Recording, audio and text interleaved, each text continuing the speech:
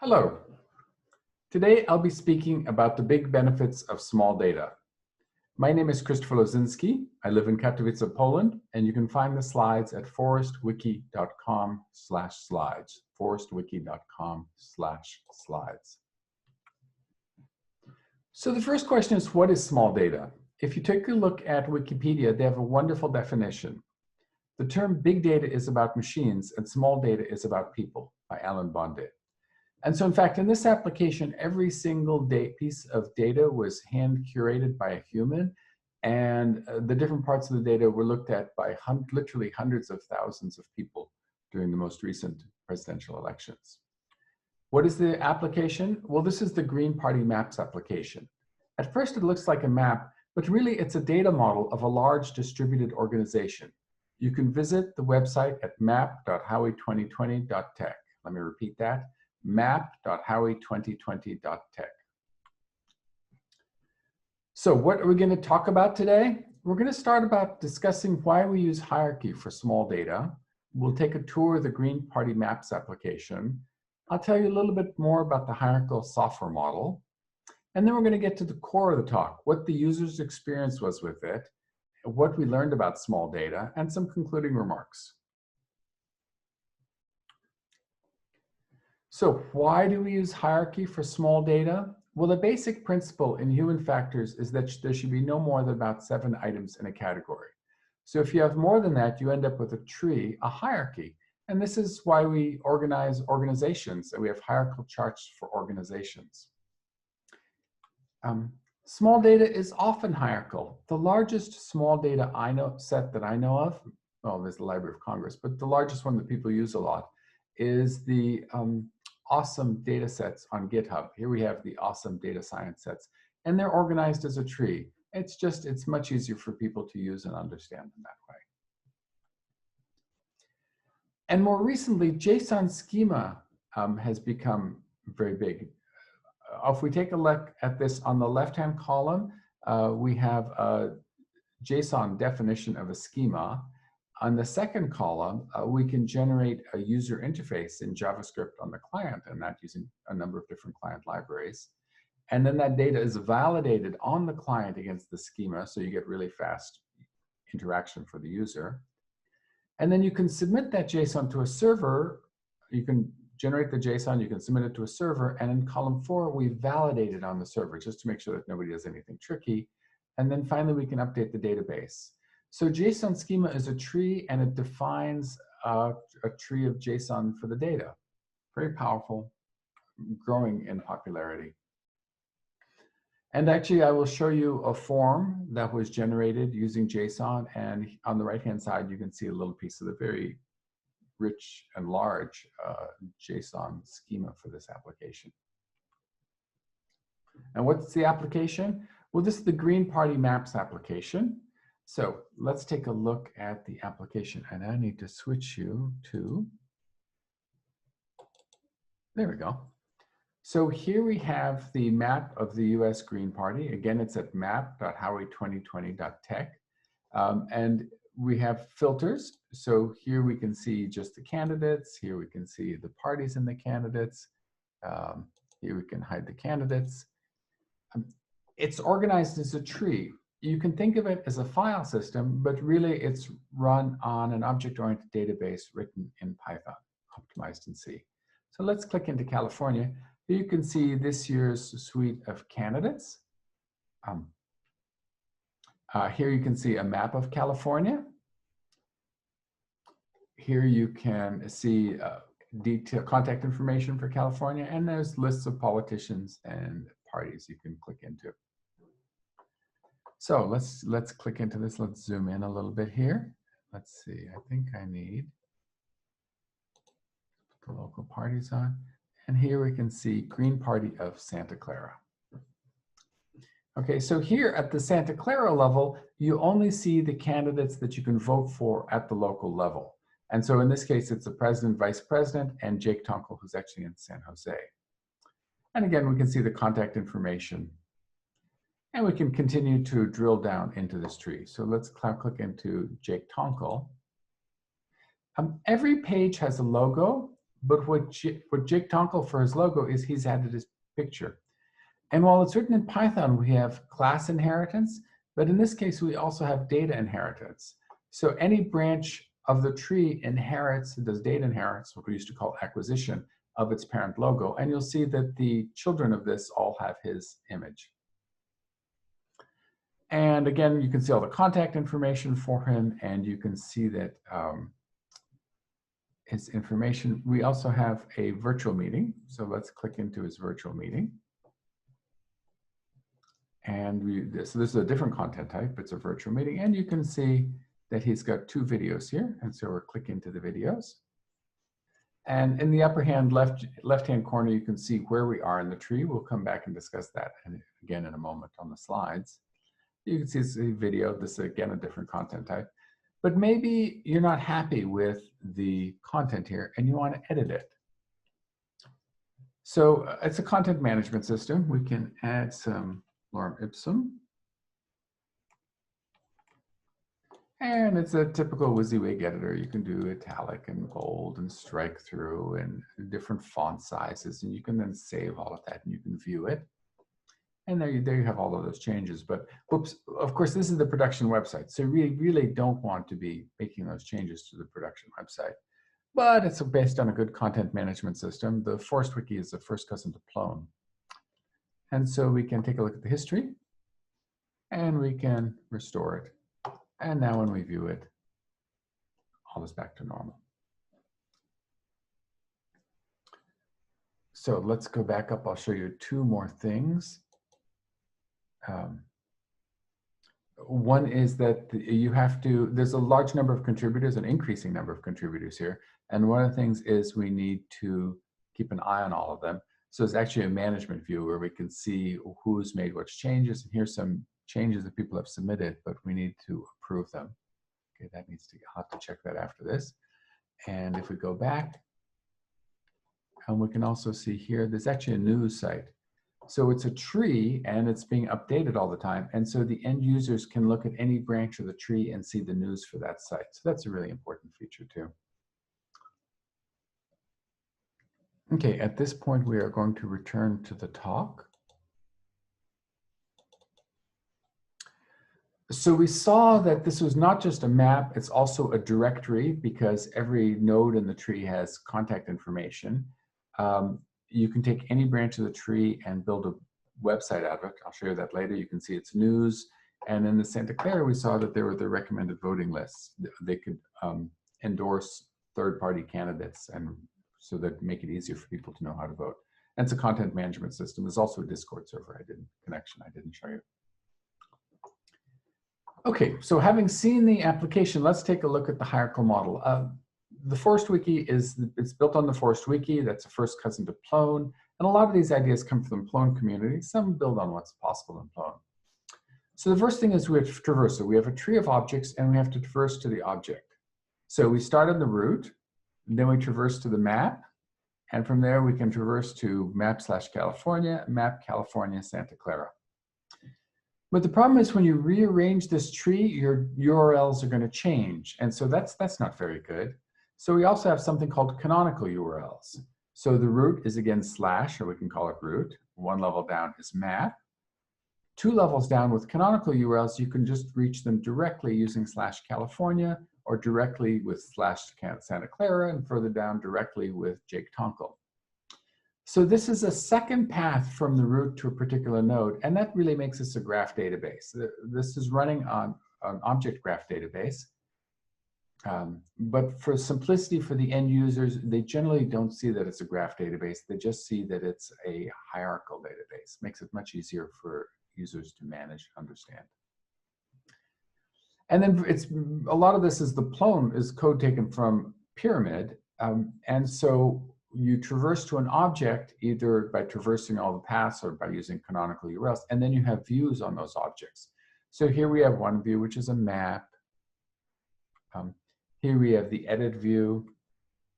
Here we have the newest items. This is news view. Here we have that management view that I showed you.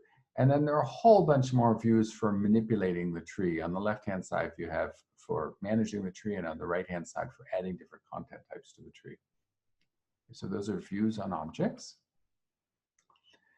Let's talk a little bit more about the hierarchical model of the Green Party. So in this case, we have a root. We didn't even visit it. At the second level down, second row, you have the Green Party of the US. And the only candidates who are present at that level were the president and the VP candidates, because anybody in the country can vote for them. At the third level of the tree, you have the state party, and we store the governors and senators there because anybody in that state can vote for them, but nobody in any of the other states should really see them. And then finally, we have local party counties where all other candidates are stored, so that only people who can actually vote for those candidates end up seeing them. Okay, so that's the basic hierarchical model. Of course, it's way more complex than that, but that's just to give you the core concepts. And then now with this JSON schema, when you come to an individual like Jake Tonkel, you see that he actually has a tree of data underneath him. So you can see the tabs. There's introduction, connect, candidate info, elected official, party officer, volunteer. Those are each different branches of the tree. Not everybody has every branch, but connect, pretty much everyone has this branch of the tree I'll show you, which is the connect, which is basically the contact information for that individual. So that's all based using JSON schema. I really love JSON schema. And the other thing is that because it's a tree, you can take any branch of the tree and generate an instant website. So on the right-hand side, you can see one of the instant websites for candidates. And so next year, as the new politicians arrive and they're not sure if they want to run or not, we say, listen, just fill out a form. Boom, you have your first pass of your website. So that's really makes it easier for them to get started. Okay, but there's a lot more to this data model. There are really a lot of different classes that it went into this. So let's take a look. First column, the basic content types from the Forest Wiki.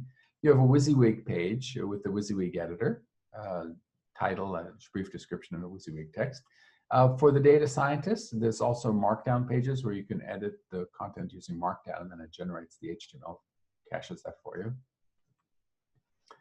We have links, the tree of links, YouTube videos you saw, online events you saw, online organization you didn't saw, logos you saw, banners I don't think you saw. We can also add files. So just basic content types for any file management system. Then there are a whole suite of types for managing maps. Originally, I worked on Google Maps. I don't like that they track everybody.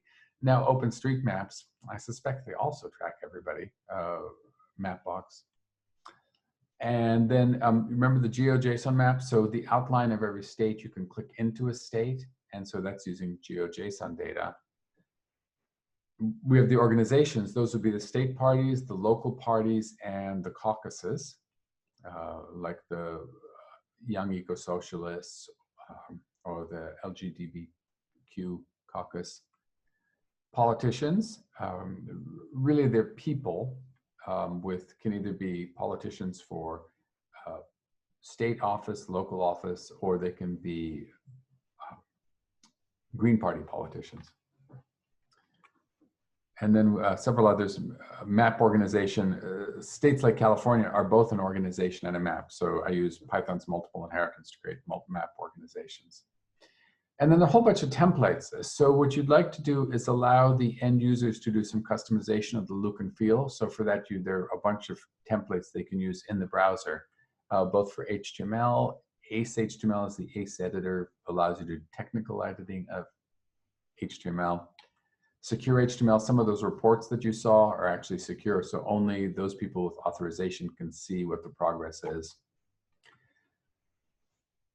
CSS, typically on a file system, CSS don't have children, but here I do a tree of CSS objects, so it gets served as a single CSS, but then you edit each CSS piece as a separate chunk. That's very nice. And similarly, JavaScript folders. In a moment, I'll show you the B-tree images and thumbnails, very powerful.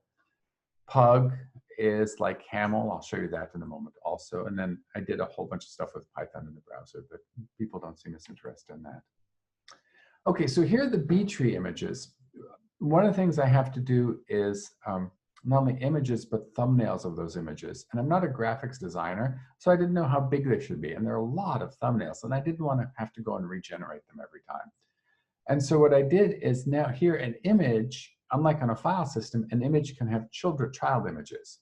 So here we have the map of the US, and you can see the different child images of different sizes. So if I access /social media image, which you need for Twitter or Facebook, then you get the full image. But for the thumbnails, you can just do /400 wide, /200 wide, /100 wide, and it returns the thumbnail of that size. That saves bandwidth. And even if that thumbnail doesn't exist, it creates that thumbnail and stores it. And there's a little bit of security on that, so that, okay, because you don't want to be storing a million different thumbnails. Okay, so that was B-tree image, a great example of using an object database instead of a file system. And then Pug templating, this is like Haml. On the right-hand side, you can see some HTML. On the left-hand side, you can see Pug. Now, HTML page is actually a tree. And of course, particularly for Bootstrap menu bars, those trees get very complex, and I get totally lost.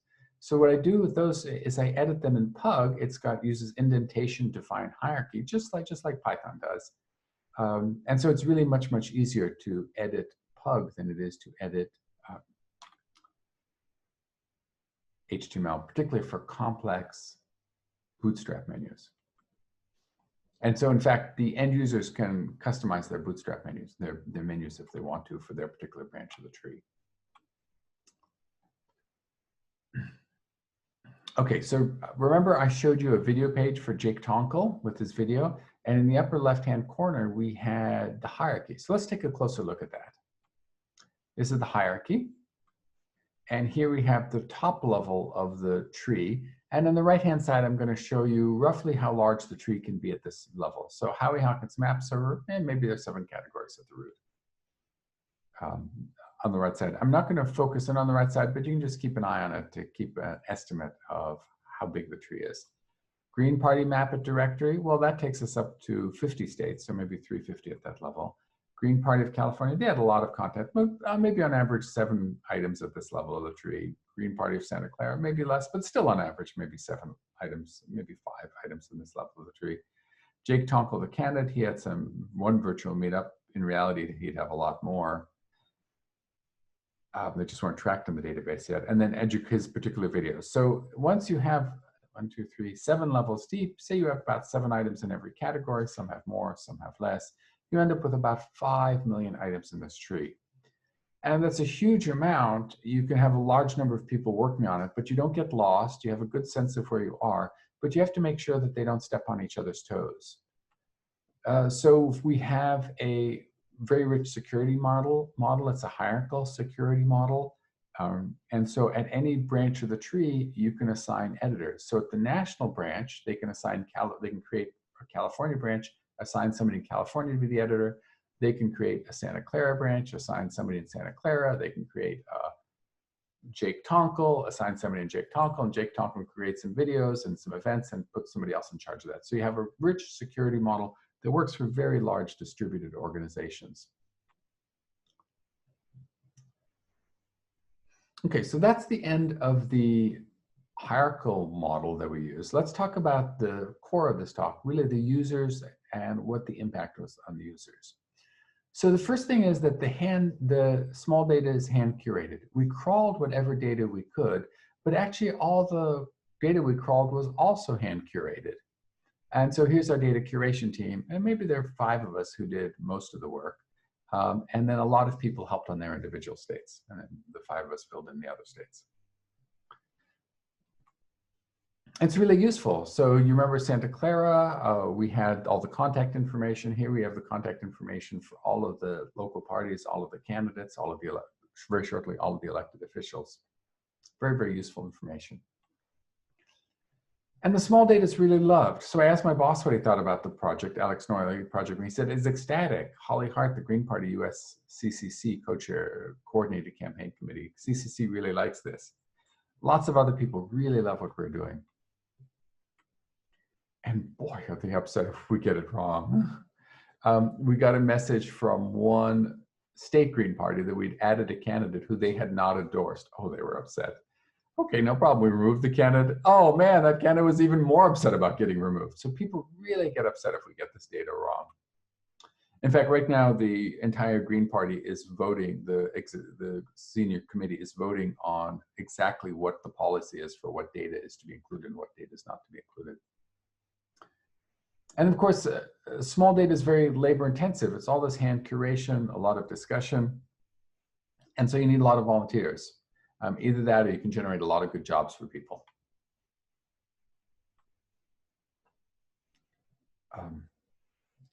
And then small data has to be managed because we've got a whole team of people entering it.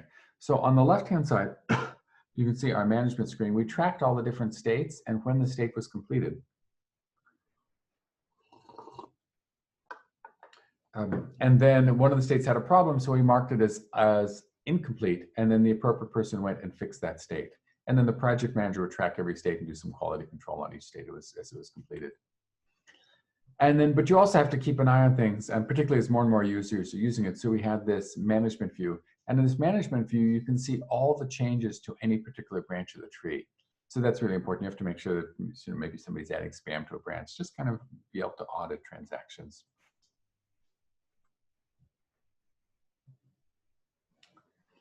Okay, so that's the user experience. Let's talk about the small data itself. So the first thing is that small data is very low noise. The data is hand curated. That gets rid of most of the problems.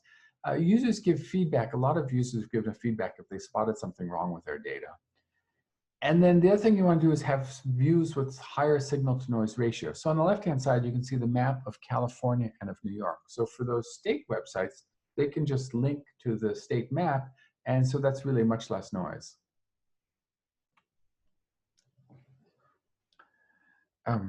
The other thing we're starting to do is, you saw the map legend across the top of the map.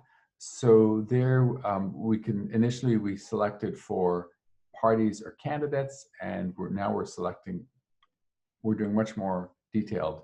So on the top level, you can see local parties, candidates awaiting results, election victories, lost elections, party officers.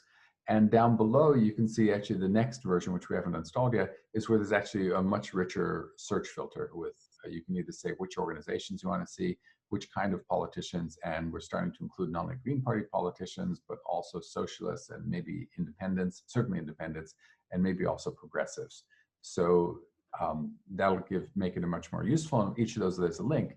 So for example, the Young Socialists caucus within the Green Party will be able to link to a particular URL, and it'll only show all the caucuses, all the young eco-socialist caucuses all across the United States. So then the map, you get a whole suite of maps for different organizations. So by reducing the noise, you make it much more useful to all of the different viewers. And then small data, maybe many people don't even recognize this. They called this a floptical. It would only take about 20 megabytes. Not counting the images, the core data would fit on half a floptical. So the data is really quite small. And it's really fast. For those who are international, they may not recognize this as the Roadrunner, who's so fast that Wile E. Coyote could never catch her. But because everything can be cached in memory, the application runs really quickly. And furthermore, for the anonymous user, everything is cached behind a caching web server, currently Caddy, shortly Nginx. Okay, and so because it's so small, we don't need a big server farm. We only take a fraction of the server, a virtual private server. During the election, it was 4 gigabytes of RAM, 80 gigabytes of drive, about $20 a month. I think after the election, the traffic's going to go way down, $20, maybe even $5 a month will be sufficient. Linode does a brilliant job. A lot of people like DigitalOcean. And so because it takes a much less of a server, it consumes much less energy. There's a huge problem with climate change. It's not just the polar bears are hurting, millions of people all around the world are already climate refugees, wars, water wars. It's just going to get uglier very fast. How much energy does the internet consume? Well, I don't know. I see different numbers. I don't think it's as high as 10%, although I've seen that claim. I don't think that the large internet giants really want to release how much energy they consume. And even if they move to renewable, it still takes a huge amount of energy to create all of those renewable energy resources. So whatever we can do to reduce energy consumption, we really should do, and small data is a great way to do that. And once you're being efficient, you may as well have small code. So not counting the 55 third-party libraries, which I don't have to touch, there's only 12K lines of Python code. So massive code reuse. And the whole thing was done by one developer. Oh, maybe my view from home is not quite that nice. And remember, it's not just a single application, it's multiple applications. It's the national map, state maps, it's directories, instant backup websites, news sites, a recommended voting list, there's a content management system, there's a Discord. So a huge amount of functionality can be achieved by good software design, software reuse. Okay, so that ends the section on the small data. A few remaining remarks on data science. So the maps were really useful. My boss spent a huge amount of time looking at them. Not quite sure why. His boss said that he never understood the Illinois Green Party until he really spent time with the maps. We did some analysis of which state parties are the most active. The most interesting analysis was 2 different spreadsheets I copied and imported, and they were off. And it turns out that because of that, we realized that different people have different policies as to who is a Green Party and who is not a Green Party. And so now we're developing a policy document as to who is included as an official Green Party member on the map and who is a non-official Green Party member on the map. Okay, so when do you use small data? When do you want to avoid big data? During global warming, wherever possible, please use small data. And we're in a global warming period. On a niche topic, so all the awesome lists on GitHub, Green Party United States, soon global Green Parties, they're all niche topics. If you're doing Google for the whole internet, it's going to be hard to take this approach. It's particularly good at indexing the web. There's so many pages. Which ones do you want access to? Use a human to curate them, link to the important ones. Great. High noise environments, there's also a lot of spam on the web. So for very high noise environments, human curation is great for eliminating noise. So if you have a situation where machine learning doesn't work, try the small data approach. And also, I think it really leads to a better user experience. The data is so high quality, there's such a good signal to noise ratio. I think users really love this. Let's see how much time I have remaining to discuss the software tools I used. 2 minutes left, not much. I guess the big thing is I'm increasingly not using the file system, and I am using an object database to store like all the templates. And so the file system, the hierarchical file system, started off in Multics in 1965. Actually, I used Multics, but it's really ancient. So files don't have children, and directories, well, they don't have attributes, they don't have methods, and you can't send them a message. So using object database wherever possible, I think it was a huge, huge boost to the productivity. Lots of other great tools here. Anyhow, ask me questions later if you want any questions about the software tools.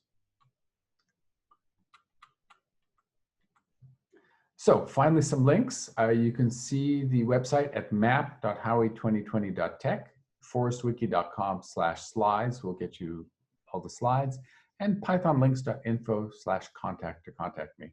And I am starting to do these classes on JSON schema. If you're interested in a free class for your local meetup, please contact me. Thank you.